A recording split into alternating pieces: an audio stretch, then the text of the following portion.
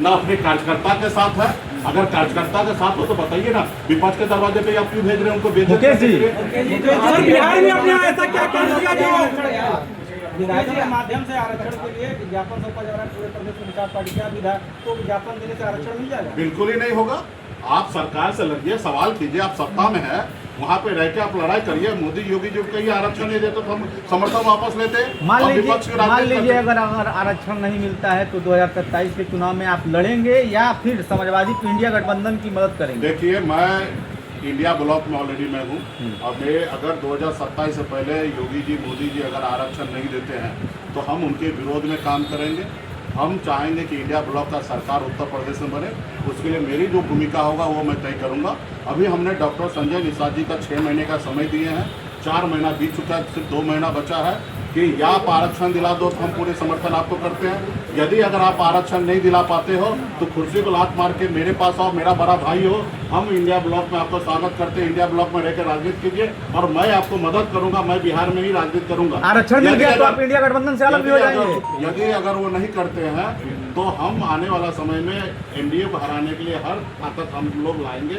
और समाज तो पहले से हाथ में गंगा जल लेके संकल्प ले लिया कि बढ़ लेगा कि भारतीय जनता पार्टी मोदी योगी जी के सरकार को वोट नहीं देना।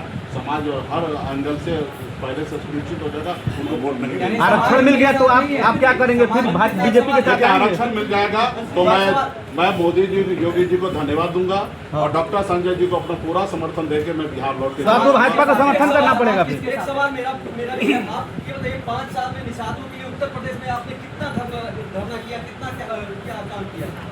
देखिए, हमारी पार्टी बिहार में स्टेब्लिश है, क्षेत्रीय पार्टी है। तो उत्तर प्रदेश में लड़ने सुन लीजिए ना, आप कोई नेता है क्या?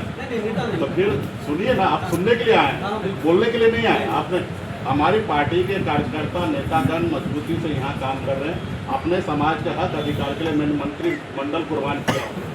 इससे ज़्यादा और कुछ नहीं हो सकता। मेरी लड़ाई समाज को उत्थान दिलाने के लिए। मेरी राजनीति सिर्फ नेतागिरी करना नहीं है। आज भी मैं कह रहा हूँ कि अगर आरक्षण अगर मिल जाए तो मैं वापस पिछले पैर से लौट जाऊंगा बिहार में। हम डॉक्टर संजय जी को भी मदद करने के लिए तैयार है। हमारा डॉक्टर साहब से कोई लड़ाई नहीं। मेरा समाज का कुल खानदान के लोग है, हमारा भाई है, हमारा एक खून है। लेकिन हमारी लड़ाई जो है विचार की लड़ाई है।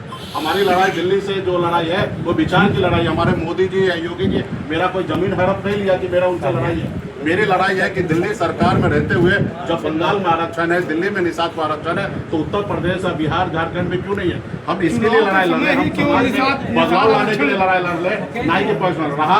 पार्टी अपने अपने स्तर से जहां जरूरी पड़ा पूरे 5 साल लगातार काम किया है।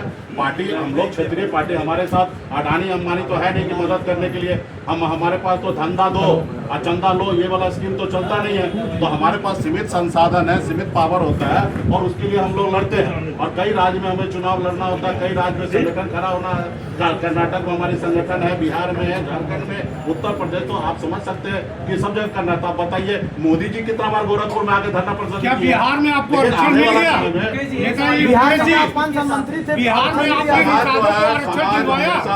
समाज अपने समाज के साथ है। समाज अपने आने वाले पीढ़ी या बच्चे के भविष्य के लिए है। और जो हमारा समाज जागरूक है वो आने वाले समय में इस समाज के लिए सही से जो व्यक्ति लड़ेगा उनके साथ खड़ा होगा।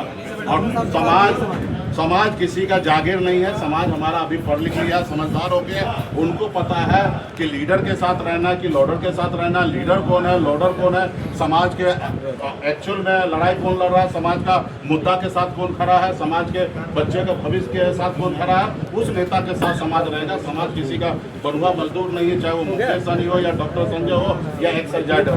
हम लोग जब लड़ाई लड़ रहे हैं इसलिए वो हमको नेता माना है। अगर हम कॉम्प्रोमाइज हो जाए, बीजेपी के गोद में चले जाए तो समाज हमको क्यों पूछेगा? तो इसलिए आज हम लड़ाई लड़ रहे हैं। निषाद समाज बिहार में आपने क्या किया निषादों के लिए? क्लब के वंशज है, अमर शहीद जुब्बा सनी के वंशज है, वीरांगना फूलन देवी के वंशज है। ये समाज जो है मार्शल समाज है, ये लड़ने वाला है, ये कभी किसी से भयभीत होने वाला नहीं है। बिहार में आपने निषादों के लिए क्या किया? बिहार में निषादों के लिए आपने क्या बड़े काम किए? देखिए, हमारे पास एक ही हौसला है और एक ही दम है निषाद के लिए लड़ाई लड़ना। लड़ाई अंजाम तक पहुंचना सिर्फ मुकेश सहनी का काम नहीं है। पूरे निषाद समाज जागरूक होगा, यूपी, बिहार, झारखंड, कर्नाटक देश का, उस दिल्ली का कुर्सी हमारे पास होगा, राज्य का कुर्सी हमारा होगा। जब तक समाज जागरूक नहीं होगा तब तक समाज के साथ लड़ाई लड़ते रहेंगे। जैसे कभी हमारे पूर्वज देश की आज़ादी के लिए 250 साल तक अंग्रेज से लड़ा था, उसी तरीके से हम लोग लड़ाई लड़ते रहेंगे। आने वाला पीढ़ी भी लड़ाई लड़ेगा। राहत देने की बात है तो आज यूपी, बिहार, झारखंड, तमाम देश में निषाद समाज जो है एक ब्रांड बना है। पहले अन्य समाज के लोग एक ब्रांड होता था, पॉलिटिकल फेस होता था, वो वोट मानता था कि समाज का वोट ले, लोग समझता था कि निषाद का 500 रुपया, 1000 रुपया दारू देंगे, 1000 रुपया, 500 रुपया देंगे, वोट ले लेगा। लेकिन आज हर एक पॉलिटिकल पार्टी का गलतफहमी दूर हो चुका है और ये मानने लगा है कि अब निषाद समाज का वोट बिकता नहीं है। निषाद समाज के साथ न्याय कीजिएगा, उनको आरक्षण दीजिएगा, तब ये वोट मिलेगा।